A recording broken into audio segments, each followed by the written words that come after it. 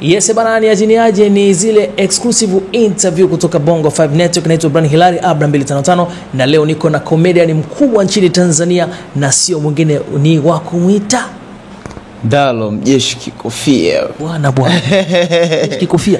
Niambie ndugu. Mbona unasemaga Mjeshi Kikofia? Alafu naona kama sasa hivi uivai sana ile kofia kama zamani.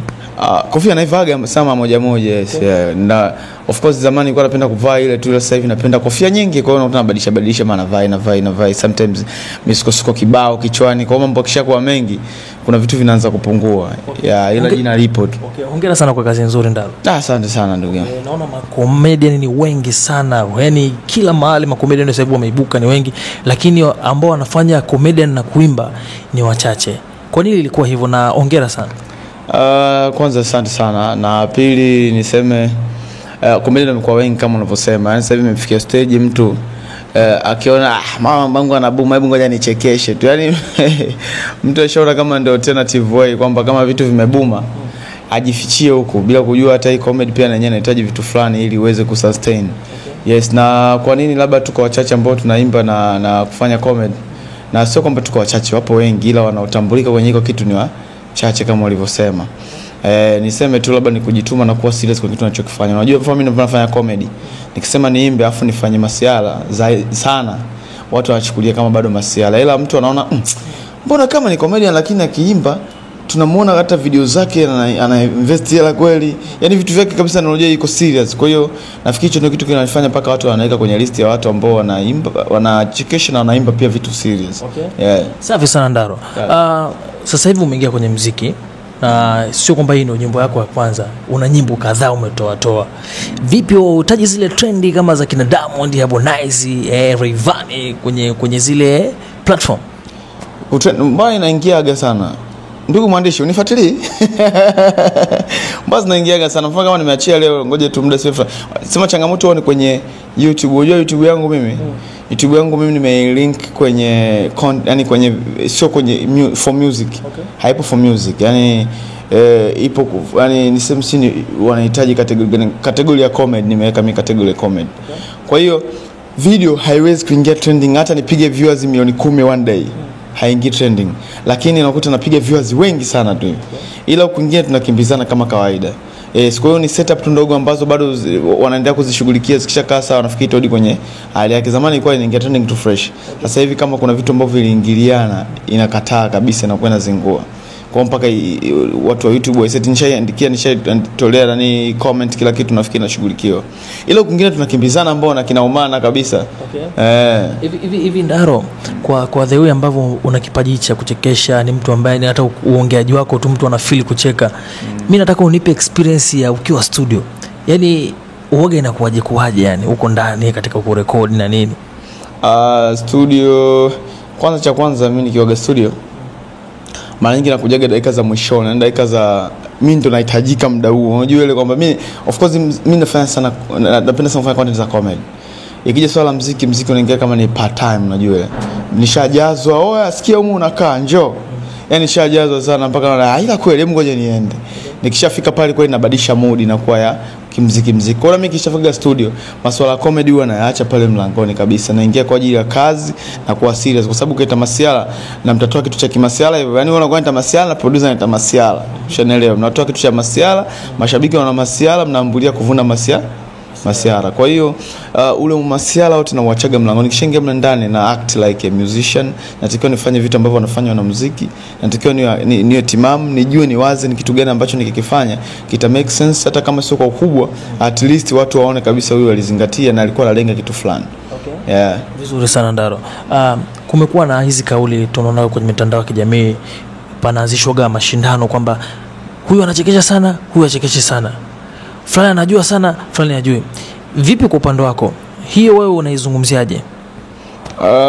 Mimi hiyo mimi hata kuniingia kichwani yani. Yaani mimi kuniambia kwamba fulani anachekesha kuliko fulani, mimi nachoaminigi mtu anaguswa kulingana na vitu ambavyo yeye amevifeel. Unajua mimi naweza nikafanya content, kuna mtu ikamchekesha sana, ila kuna mtu akaona sanini, kwa sababu tayari kuna kitu yeye hajakifeel kutoka kwenye content niliyofanya mimi. Kwa hiyo mambo kushandishwa hao ni mambo yapo, na ni mashabiki ndio wanamwaga kufanya hivyo.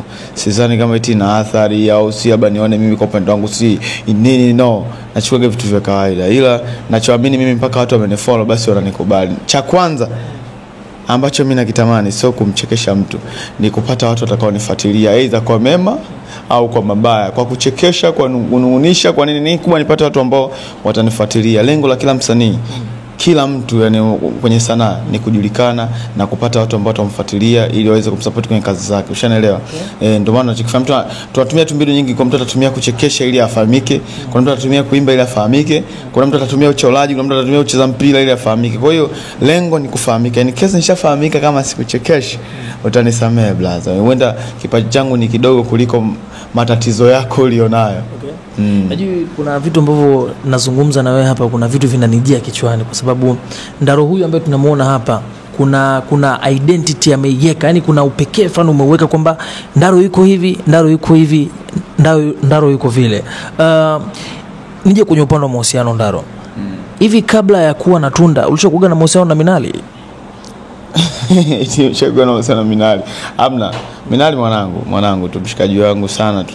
Kwa hiyo unajua sometimes watu wanaamini game na ushikaji wa mwanamke na mwanaume. Kwa wanavyoona ushikaji unakuwa too much, mtu anaanza kuleta kwenye mambo ya mahusiano. Ila Minali ni mwanangu, tutajai hata kujihusisha na mambo hayo au kuhisi tutajihusisha huko je kutokea. Baba mkwe wa 76. Baba mkwe tena. Yaani ina maana 76 amemoa mwanangu. Au unamuita 76 baba mkwe? Alikuwa baba mkwe wangu. Alikuwa. Hivi ushonaga uso kwa uso na 76? Hapana. Labda kwenye social media ile kukutana naye vibaya. Bwana.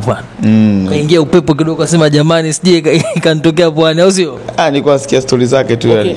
Tulizoea kukuona kwamba unaeka mahusiano yako mitandaoni mara kwa mara, ulikuwa una share na vitu kama hivyo, lakini sasa hivi naona hiyo imepungua kabisa na ni kama hatuoni tena kama zamani.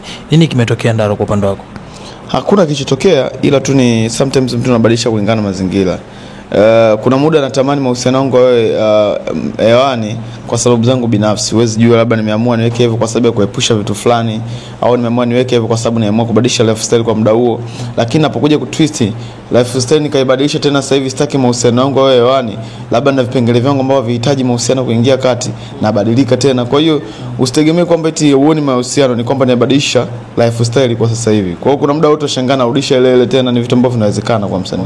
Moja ya comment ambayo nilikutana nao kwenye mitandao ya kijamii ni kwamba watu wanasema kwamba hilo jina la Baba wa Kambo Bora linakupendezea sana. Vipi kwa upande wako? Naona kweli kawaida tu, mbona watu kuniita Baba wa Kambo. Ni sahihi bana, Baba wa Kambo si ndio aliyekuwa yani mtu ambaye analea mtoto ambaye sio wake, si ndio? Nafikiri mimi of course napenda sana watoto of course. Yani haijalishi ni mtoto wangu, mtoto mtu mwingine. Unaona mfano kama mtoto wa Ozu, nilivyokuwa nampenda mimi, vivyo hivyo nitampenda mtoto wa mtu mwingine. Sema yule watu wameona ni kama nilikuwa namkubali kwa sababu nilikuwa naweka kwenye social media, yani zinaenda hivi, nikubali nini. Lakini mimi na watoto wengi wanaonipenda na mimi nawapenda, ni hivyo ambao tu amuaoni. Watoto hata watu wengine kabisa ambao mimi si usana nao, yani basi tu wananikubali kwa sababu mimi nikishaona kitu kama mtu ni katoto nakubali. Unajua mimi nikishamkubali mtu nimemkubali. Kwa hiyo tunasema hata yule alikuwa ni mmoja kati ambao niweka kwenye list ya watu ambao nawakubali. Kwa sababu kwenda kwenye social media basi ndo kaona Baba wa Kambo bora. Kama ni Baba wa Kambo basi ni Baba wa Kambo wa watoto wengi sana. Bwana. Kwa hiyo ina maana unaona ufahari kuitwa hivyo? Ni sahihi tu. Baba wa Kambo kwani ni tusi? Sio tusi, lakini Baba wa Kambo si ni mtu ambaye anawakubali watoto ambao sio wake, si ndio? Okay. Kuna kampeni yako moja ulianzishaga ya kwamba unataka upite mikoa yote kuonyesha kwamba Mwijaku ni mtu mbaya na hafai kabisa. Hivi ile kampeni ilishia wapi Ndaro? Aliomba lazi. Alinipigia bana, ndugu yangu taniwa ananishambulia sana. Hebu legeza kidogo ndugu yangu. Mimi nilikuwa natania. Nikamwambia basi sawa, nika cancel mpaka party. Nilikuwa shana mpaka party ya tumtaki Mwijaku. Lakini baadaye nitafuta, alafu sio ni ndugu yangu bana Mboy, na mimi nilikuwa nafanya tu vile kwa ajili ya kumkumbusha ndugu yangu, meza uliokanyaga na vinywaji vya bei, kwa hiyo inabidi uje kwa heshima kidogo. Kwa hiyo baadaye nicheki tu akaniambia ndugu yangu hebu kidogo nisamee ndugu yangu nilikurupuka. Unajua mmoja kuna sometimes anaweza kufanya kitu baadaye anarudi ndugu yangu mimi nilikuwa natafuta tension ndugu yangu naomba livaa kabisa. Tusameane ndugu yangu ngaona yaishe tu. Bwana. Naona combination yako wewe na Steve Mweusi ni combination fulani hivi yani kama mnaendana sana. Kuna maisha gani ya nje ile combination ambayo mnatuonyesha sisi ambao hatuyajui? Mimi naamini kilichotokea kwenye combination ndio maisha halisi pia yako hivyo. Tunashirikiana kwenye vitu vingi, yani mwanangu ni mtu ambaye changamoto zake lazima nizijue, changamoto zangu lazima zijue, tunazitatoka pamoja, vitu kama hivyo. Yani ni familia of course niseme hivyo. Shatoka kwenye ushikaji sasa hivi ni kama familia. Okay. Sasa hivi naona mambo ni makubwa sana. Project yenu hii ya Cheka Plus inafanya vizuri. Labda unaweza kutupa changamoto na vita vya hapa na pale, kwa sababu najua kuna vita viliibuka vya hapa na pale, maana tukaona maneno yanatoka huku yanaenda kule, lakini hatimaye naona mkarudiana mkawa moja ambao ukasema utasupport moja kampeni zake na vitu kama hivyo. Labda tuambie nini kinaendelea baina yako na kina Baba Levo kwa sasa hivi, kwa sababu ulisema kwamba utaenda Kigoma, lakini mpaka sasa hivi kampeni zinaisha, hatuje kukuona kule. Labda mmeshindana na masuala ya maokoto au umebana sana na project zako, au imekaa vipi kwa upande wako Ndaro? Kuhusu Baba Levo ni ndugu yangu na nimeongea naye tu juzi, nitaenda kumsupport. Nitaenda siku ya kufunga ile, nitaenda hata nikamsupport, ni ndugu yangu na mambo ya malipo bana. So Baba Levo hawezi kunilipa bana. Yaani sio kwamba hawezi kunilipa, lakini sijisikii amani kuchukua hela yake eti kwenda kumsupport ili yani kwa jambo lake kama ile pale. Kwa hiyo kama nimeamua kwenda kumsupport, siwezi nikamwambia anipe hela, nitaenda tu ni kwamba naenda kumsupport Homeboy bure kabisa. Yani cha kufanya labda ambaye bana wewe lipia ndege mimi nije. Mambo ya kulipana hapana, atanilipa Mungu tu mwenyewe ndugu yangu. Kwa hiyo yani nachukulia kama ni mtu ambaye mimi mwenyewe amenisupport kwenye vitu vingi. Kwa hiyo kwanza kulipishana na kwa inakuwa uongo. Kwa hiyo hujaniona kule kwa sababu ratiba 2-3 tulikuwa tumenibana hapa katikati hivi. Ila sasa hivi na sort tu fresh ile siku ya kufunga ile nafikiri itakuwa tarehe 20 ngapi 27 nitaenda kule kwa ajili ya kumsupport. So Ndaro, labda kwa upande mwingine nataka kufahamu kwamba kwa nini nyimbo zako unazozitoa zinakuwa zina mfumo ule ule, yani zinakaa kama kigospel sio kigospel yani kuna namna kuna identity fulani. Kwa nini ulichagua vile?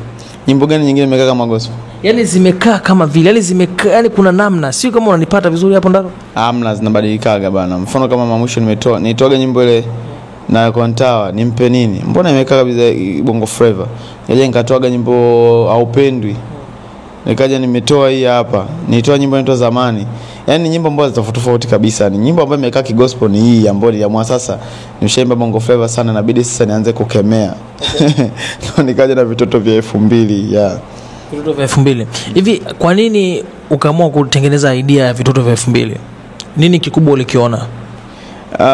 Kwa sababu kwa sasa hivi lika kubwa la watu ambao wako kwenye mitandao, watu ambao wanatufuatilia, watu ambao watukubali ni kuanzia 25 kushuka chini.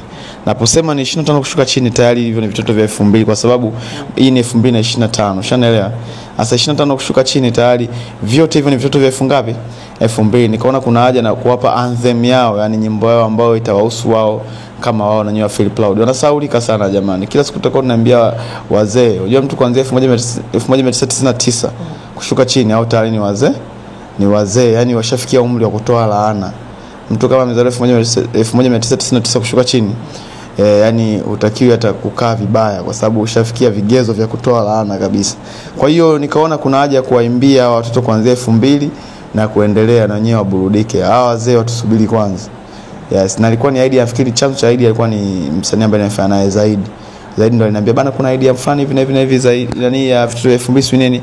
Kwa hiyo ilitoa ile idea ya beat kila kitu, nikaona okay hii noma, nikaipitisha tukapita tukaua kama hiyo. Okay. So kwa upande sasa wa kueneza hii idea ya 2000 au project hii kubwa, umeweka mkakati gani mkubwa sasa katika kuhakikisha sasa unawafikia, yani utaiwasilisha vipi hiyo content yako kwa kuimba? Hizo shows za kwanza ni magani? Utaweka limit ya aina ya umri wa watu kufika au nataka kujua kwanza hapo? No, sema nyimbo imekaa kwenye engo zote. Yani kuna muda inawasifia watu 2000 na kuna muda kama inawakandia, ushanielewa. Kwa hiyo imekaa engo zote. Kwa wazee watatumia kipande cha kuwakandia, watu 2000 vitatumia sehemu ya kujisifia. Kwa hiyo niseme tu hii ni kwa ajili ya umri kuanzia mwaka moja mpaka na kuendelea. Yani watu wote wanaruhusiwa kusikiliza kwa sababu inawahusu wote, na vitoto vya 2000 sio vya kike tu. Unajua watu nilikuwa naona wanaita kwenye ujinsia. Hii hata wa kiume, kuna vitoto vya 2000 vya kiume. Mfano umezaliwa mwaka gani? Wewe umezaliwa mwaka 97. Toka hapa, wewe utakuwa umezaliwa kwenye 2000. Kwa hiyo na wewe hii nyimbo inakuhusu kitoto cha na wewe pia ni kitoto cha 2000. Unathibitisha vipi kujua kama mtoto ni mtoto wa 2000 au sio 2000? Mimi of course mimi ni mtu mzima, kwa hiyo nishaona mishale mingi. Kuna watu nikiona tu vinajua tu mtoto ni 2000, huyu avuki yani. Unajua nikiangalia serious, hata nikimwangalia yani kuna watu mimi nikipita tu baba, mimi naweza tukapita hapa tukaenda hata Mwenge. Akawa anapita mtu anakuambia mwaka gani? Mwaka gani? Kwa sababu nishakwepa mishale. Mimi ni mtu mzima, mimi ni mzee. Nishakwepa mishale mingi, kwa hiyo kuna baadhi ya vitu nikiviona tunajua. Kuna comment moja nilikutana nao akasema kwamba Ndaro ameimba hivi kwa sababu kuna binti wa 2000 alimtesa sana, kwa hiyo ameamua kuandika hivi kama kupooza maumivu. Kuna ukweli hapo? Labda binafsi mimi sijai kuteswa na mapenzi kabisa. Yaani sijai kuteswa na mapenzi. Yaani kwanza mimi ni mwepesi kwani ngoje kwamba yaani kwa I don't care. Yaani unajua ile mimi ni mwepesi sana kureact hivyo. Kwa hiyo mapenzi mimi hajawahi kunitesa kwa sababu kinaletea ujinga tu. Kabla hujamalizia ule ujinga mimi nishakuletea umafia zaidi. Yaani kifupi kinaletea mambo ya kijinga na achukua. Kwa hiyo kuteswa na mapenzi kwangu itakuwa ngumu kwa sababu ni I don't care. Kwa hiyo nyimbo nimeimba tu kwa sababu msanii ni kioo cha jamii, lazima uongelee hata watu. Kuna watu ambao sasa wanateswa na hivyo vitoto, kuna hivyo vitoto wenyewe, vitu kama hivyo. Kwa hiyo mimi nimewasilisha ujumbe wa jamii kupitia mimi. Kwa hiyo sio kila nilichokiimba kinahusu mimi, no. Vingine nimeimba tu kwa ajili ya jamii bana. Inapitia vitu fulani, lazima nisaidie kuvifikisha kwa watu wengi kwa muda mfupi. Vipi comment kwa keshaji wenzako kina Leonardo, kina Steve Moss kuhusiana na hii project ya 2000? Wana appreciate, wanakubali kwa sababu afu uzuri comedian tunasupportiana sana, tunakubaliana sana. Yes, mtu akifanya kitu kizuri hata kama sio kwa comment, sio kwa kupost, lakini unaweza kumpigia simu ambia naomba ile, yes, vitu kama hivyo. Kwa hiyo niseme tu sio nanilio, sio comedian mpaka hata wasanii wana appreciate, wananipigia simu na creativity kubwa sana, ngoma kali nini, vitu kama hivyo. Kwa hiyo na feel proud kuona hivyo, natoa kitu kizuri ambacho watu wanakipenda. Hivi Ndaro, Zailisa ni mshikaji wako Nani? Zailisa. Kwenye Instagram au? Yaani kimaisha tu, kimaisha, kisanana nini? Hapana.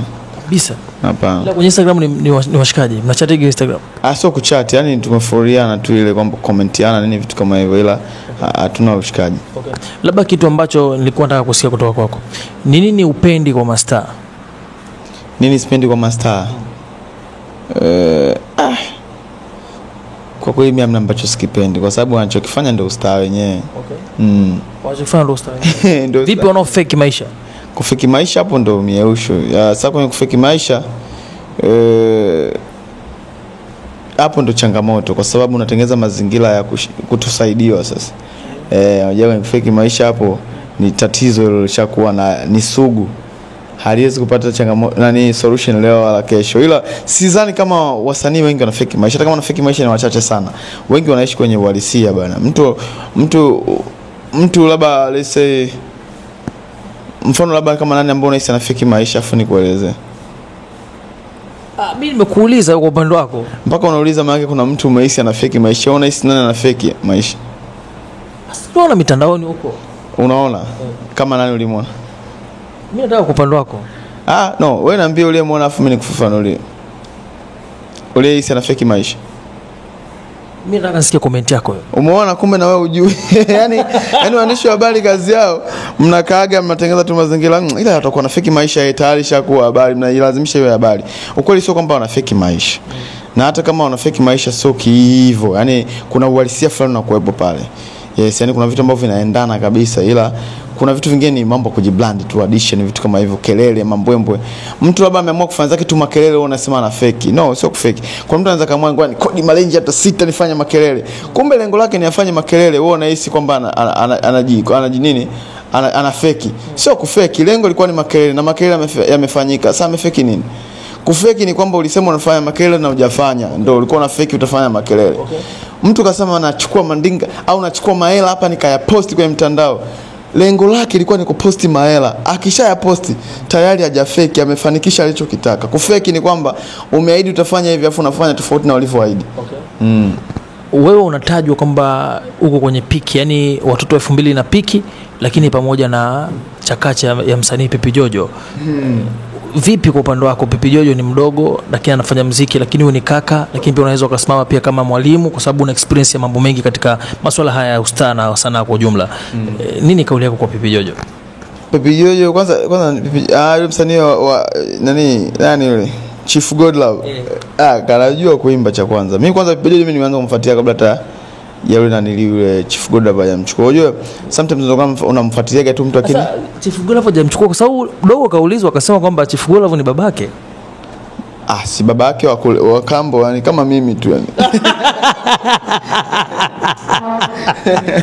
Ni babake wa kambo bana. Kwa hiyo yule mimi nimeanza kumfuatilia kipindi kile, anafanya content vyake, ana rap kwenye TikTok, anachukua vinani vya vikina toxic, anarudia ngoma za watu, anakuwa na rap. Kwa hiyo mimi nilikuwa namfuatilia sana, nakuta naangalia na for rap, basi tu kimya comment likes fine, lakini namfuatilia mpaka anakuja anafanya ile challenge ya Amanda, vitu kama hivyo namfuatilia, namuona, unajua ile mpaka anakuja kwa Chief Godlove, vitu kama hivyo. Cha kwanza mimi cha kumshauri yule endelea kupambana, kitu ambacho amshukuru Mungu sana, ana muonekano wa kistar, yani ana muonekano fana ambao ni simple kuwa star, yani yes, ana looking ambao ukimwona mara moja kesho ukimwona unamkumbuka, yani unajua ni huyu ni yeye, sijamfananisha.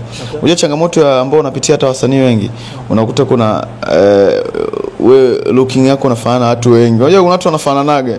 Yani sio kwamba unafanana swela, ukimwona unahisi huyu ni shamwana, yani unahisi kama umemfananisha. Ila yule ana kimuonekano fulani ambacho ukimwona tu mara ya kwanza, ukimwona mara pili unamkumbuka. Kwa hiyo cha kwanza ambacho anabidi amshukuru Mungu, amepewa muonekano wa kistar ambao ni lazima awe star. Cha pili amepewa kipaji cha kuimba. Cha tatu amepewa mtu ambaye anaweza kumsimamia vizuri, Chief Godlove, na mimi ni mtu ambaye anapenda sana naye kupush vitu vyake. Anasema kwa hiyo cha msingi awe na heshima tu kwenye hii game, apambane, ana uwezo na kila kitu ambacho anastahili msanii kuwa nacho. Kilichobaki sasa hivi ni kutoa tu project nzuri, atulize kichwa, awateke watu, vitu kama hivyo. Lakini kingine pia, kama atahitaji mahusiano basi tumtafutie kitu cha 2000 chenzake wakaungane. Yes. Okay, Ndaro, kwenye upande wa project sasa, mimi najua huko tunapokwenda hata wiki kadhaa zinazofuata kutakuwa mbaya bana, Ndaro atakuwepo Semvanya kwa ajili ya performance. Utaratibu ukoje kwa upande wako? Ni kiasi gani cha fedha ambacho kimewekwa labda na management yako au wewe binafsi kwa bana, mimi kiasi hichi ili uweze kunichukua nje kuperform hata nyimbo 2 au 3 lazima unipe kiasi hichi? Sasa tunaingia kwenye swala sasa la kutumbuiza sasa. Hapo mambo ya nani hao ni makubwa. Alafu kuhusu nani kuperform, mimi kwanza nakataaga tu sana. Mtu anakana bana, sasa sikia, nataka uje uimbe nani, akamwambia bana, ngoja nitakurudia, sirudi. Yani unajua ni kwamba yani sijaamua hivyo vitu kwanza. Nilikuwa naamua kutoa ngoma sababu uwezo kanita njoo perform afu na nyimbo 2. Naona kama unakuja kunisumbua tu. Kwa hiyo ndio maana nikaona hata vishosho na kataaga, mfano kama nitoa nimpe nini kaiti sana. Nitoa kwenye show lakini kasiendi. Katoa nyimbo nyingine ile ya upendo ikaiti, nitoa kwenye show siendi. Sasa nataka zishafika ngoma kama 4. Sasa kuanzia sasa hivi nyimbo kama 4 ni nyimbo fani kabisa ambazo nikiamua nikaziperform na kuwa na muda at least mrefu kidogo. Kwa hiyo kuanzia sasa mambo ya show za kuperform hizo ni makubaliano. Uwezo ukasangaza kwamba eti mimi bila hii, no, ni makubaliano kutokana na mazungumzo. Kile kitu kina mazungumzo pia. Okay. Wafuatao Alikiba, Diamond Platinum, Rayvanny, Mbosso. Ni wasanii wa Bongo. Kwenye hao wote hao. Ni wasanii wa Bongo Flava. Kwenye hao wote hapo. Ukaambia bana, chagua kufanya naye collab. Utamchagua nani? Wote wananitajia wote tunawataka kwa kweli. Yaani unaponiambia nichague, ndugu mwandishi, nahisi kabisa umetumwa kuja kwa ajili ya kuchonganisha. Wote nawataka kwa sababu wote, cha kwanza mimi amna kitu ambacho kinanitekaga mimi kama nikishajua mtu ananikubali. Okay. Yaani nikishajua mimi mtu ananikubali tu basi umeniteka, yani kiasi kwamba niko willing kukupambana hata kwenye chochote kile. Unaona mtu kama Diamond mimi ananikubali sana na ni mtu ambaye ananifuatilia. Yaani unajua unafeel kabisa ni mwana ananikubali, ananifuatilia noma kabisa. Alikiba ananikubali. Yaani Alikiba kwanza nikupesi Alikiba na familia yake. Wakimalizaga mambo yao, wakikaa nyumbani wanafuatilia content zangu mimi na Steve tu YouTube, yani na rekodiwaga tu clip natumia, anacheka ni muda wote kiasi kwamba Alikiba, kama kuna siku moja nilikuwa Tabata nilikuwa nimepaki sehemu. Sasa kuna jamaa ngani nimemtuma kitu. Alikiba yuko babani anafanya mazoezi na kibaiskeli. Kwa jamaa nimemtuma kitu ameenda kununua. kaenda kununua kitu akakutana na Alikiba, akawa kama anamsalimia. Tuko na Ndalo pale. Hebu imagine Alikiba ni msanii mkubwa sana, ni mtu ambaye yani yupo kwenye A list, ni mkubwa sana kibongo bongo. Lakini alipaki baiskeli, alikuwa anafanya mazoezi mtaani, akapaki baiskeli, akaja anatembea kwa mguu, ananifuata mimi kwenye gari. Afaka nigongea, mimi nashangaa nigongea huyu. Na ngapi kankiwa mwaka Alikiba hivi. Na ushakio yuko anacheka. Ni wajinga mnachekeshaga sana. Nikashuka pale tukapiga story. Yani ni mtu fana ambaye unaona kabisa na kisha mkubali naye mtu anaondoa mambo ya yani kwamba yeye ni msanii mkubwa, ni kibwa mimi namkubali huyo dogo. Yes, yani anakuchukulia kama mtu wake wa karibu tu hivi. Kwa hiyo niseme tu ni watu ambao nawahitaji wote sana mimi. Nikishajua tu mtu ananikubali, mimi ashaniteka. Kwa hiyo mimi kiniuza vitu vya kuhusu Alikiba, kiniuza vitu vya kuhusu Diamond, kiniuza vitu vya kuhusu nini, sitakuwa na jibu ambalo litakuwa na upande negative. Harmonize hujataja kwa Theo unavyokuwa naye karibu. Konde Boy ni ndugu yangu. Yaani ndio maana kwambia unavyotafutia matatizo. Konde Boy naye ni ndugu yangu pia, ni mtu ambaye ni mwanangu, tukwenda naye mpaka majim manini, ni mtu ambaye yani unyama anipigia simu nini fresh, tunapiga story vitu kama hivyo. Yani nikitoa content akaikubali lazima nipigie simu, ile umeua ile vitu kama hivyo, anifuatilia. Kwa hiyo mimi niseme tu kwa wasanii wote hii list ni na wakubali, na yeyote tu ambaye yuko willing na mimi fresh. Okay. Bwana. So labda utuambie tu mwaka huu unakwenda kuisha, labda kuna ngoma nyingine utaiachia kutoa hii watoto wa 2000 chupa kingine tena? Mimi nimeamua tufunge kwanza na mtoto vya 2000 japo na project. Afu wewe mimi na project hiyo 2000 nimerekodi tangu mwezi kama wa 5. Bwana wewe. Ngoja kutoka leo. Kwa hiyo mimi huwa na project nyingi na nyimbo nyingi. Kwa muda mimi mtu akipanda kwenye gari yangu mpaka anafika aliposhuka shasikiza karibia IP. Yaani huwa na play mtu anashangaa, hii ni yako mbona uitoi hii kali? Anambia zipo tutakuja na play. Kwa hiyo vitu vya 2000 nyimbo ambao hata haikuepo kwenye list zangu za kutoa. Okay. Yes, ila tu nimekaa baadaye nikaona ngoja tu niitoe. Ndio nikaitoa ile. Ila na nyimbo nzuri nyingi sana kwa sababu mimi ni content creator. Ni mtu ambaye anawaza content. Kwa hiyo naweza nikaona na content hii lakini naweza nikaibadilisha kwenye maazi ya music, vitu kama hivyo. Kwa hiyo nikuhakikishie tu kuna project nyingi zinakuja ambazo ni noma kali sana. Yes. Okay. Mimi nashukuru sana. Basi shukrani sana. Asante sana.